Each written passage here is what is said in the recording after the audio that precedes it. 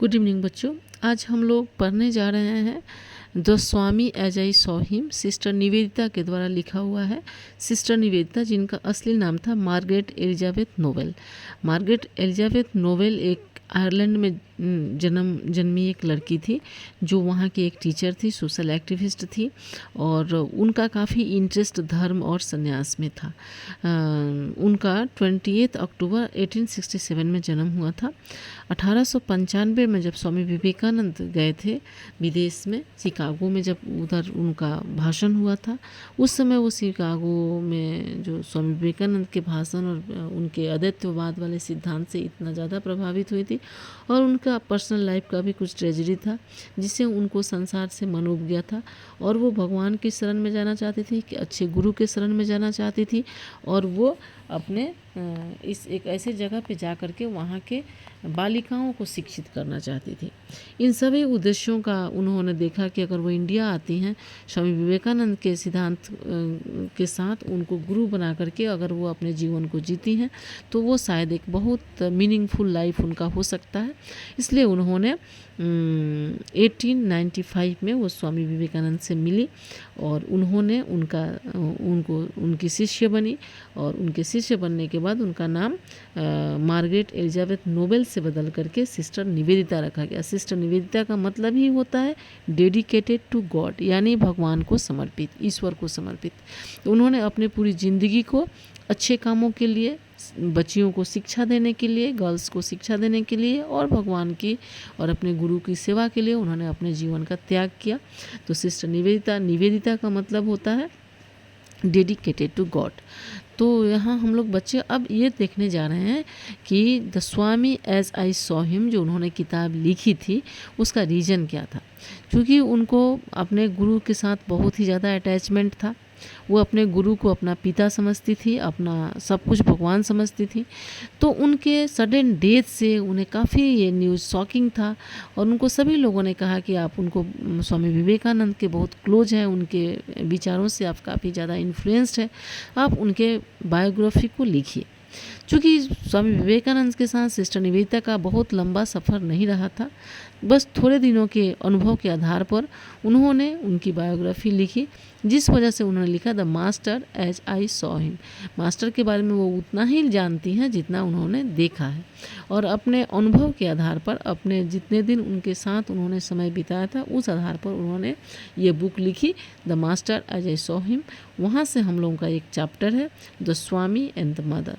यहाँ पे जो स्वामी है वो स्वामी विवेकानंद के लिए है और मदर माँ काली का वर्शिप के लिए यहाँ पे लिखा हुआ है। तो आप सभी जानते हो स्वामी विवेकानंद रामकृष्ण परमहंस के बहुत बड़े भक्त थे। उन्हें स्वामी विवेकानंद ने जब रामकृष्ण परमहंस से उनकी मुलाकात हुई तब जाकर के उनको भक्ति का, अद्वैतवाद का, ब्रह्म का और माँ काली का ये एसोसिएशंस के बारे में उनको पता चला और वे बहुत ज़्यादा, उनको सबसे ज़्यादा जो प्रभावित किया था वो रामकृष्ण परमहंस का समाधि में डूब जाना, माँ से बातें करना, मतलब अपना शरीर को भूल जाना, ईश्वर के साथ बिल्कुल एक हो जाना। उनका जो अस्तित्व है इस पृथ्वी पर, उस अस्तित्व से वो बिल्कुल ही बेखबर हो जाते थे। वो माँ का ही एक माँ की भक्ति में इतने लीन हो जाते थे कि उनको माँ सामने दिखाई देती थी और वे अपने को माँ के अंदर पाते थे। और इस तरह से उनका डेडिकेशन, डिवोशन को देख करके स्वामी विवेकानंद बहुत ज़्यादा प्रभावित हुए। उन्होंने स्वामी विवेकानंद को भी समाधि का एक लत था, एक आदत थी उनकी। वो जब बच्चे थे, छोटे थे, तभी से वो खेल खेल में ही 8 साल की उम्र से ही वो समाधिग्रस्त हो जाते थे। घंटों बिल्कुल वो समाधि में डूबे हुए रहते थे और यही चीज़ उन्होंने देखा कि रामकृष्ण परमहंस जो उनके गुरु हैं वो समाधि में इतने लीन होते हैं कि उनको अपना खुद का ध्यान नहीं रहता, इस दुनिया का ध्यान नहीं रहता और वो बिल्कुल ईश्वर में एक हो जाते हैं। अद्वैतवाद का सिद्धांत, यहाँ उन्होंने ब्रह्म ही ईश्वर है, ब्रह्म ही माँ काली है और माँ काली ही ब्रह्म है, इस विश्वास को हमारे इस चैप्टर में बिल्कुल नज़दीकी से दिखाया गया है। बच्चों, उनके एक एक जीवन के एक एक चर्चा को तो यहाँ पे मिनटली दिया गया है जो हम लोग क्लास में डिस्कस करेंगे, लेकिन आप लोग खुद ब खुद जब इस चैप्टर को पढ़ रहे होंगे तो मुझे ऐसा लगता है जैसे बच्चों के दिमाग में इतनी गहरी बातें एक बार में शायद बिल्कुल साफ समझ में नहीं आती होंगी।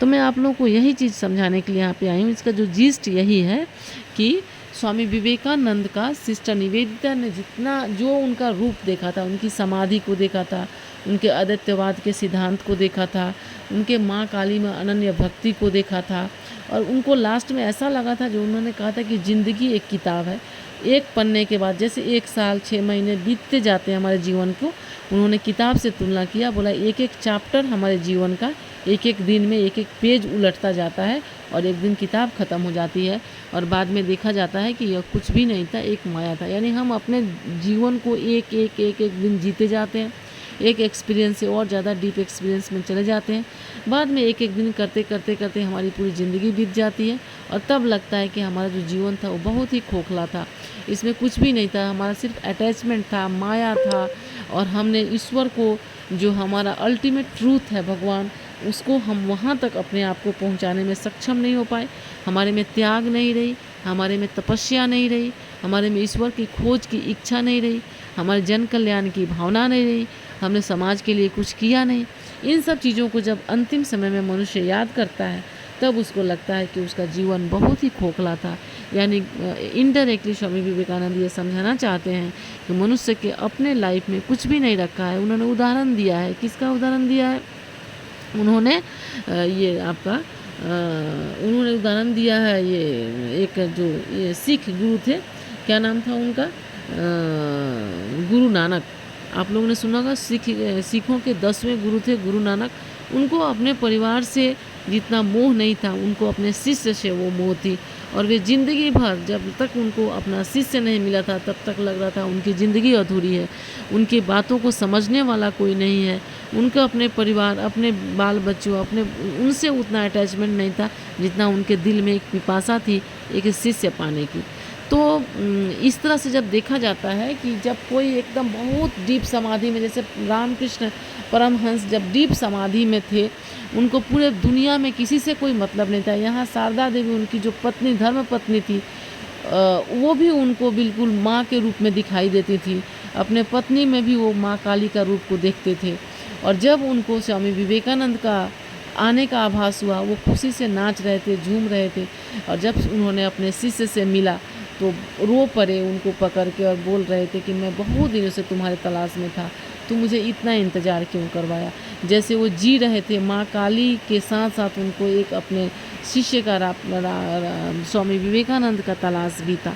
तो बच्चों, ये एक अध्यात्म का चैप्टर है, एक गुरु के साधना का चैप्टर है, एक सन्यासी के तपस्या का चैप्टर है, और एक सिस्टर जो उनकी जो अनुयायी थी, उनकी शिष्या थी सिस्टर निवेदिता, उनके अनुभवों का चैप्टर है।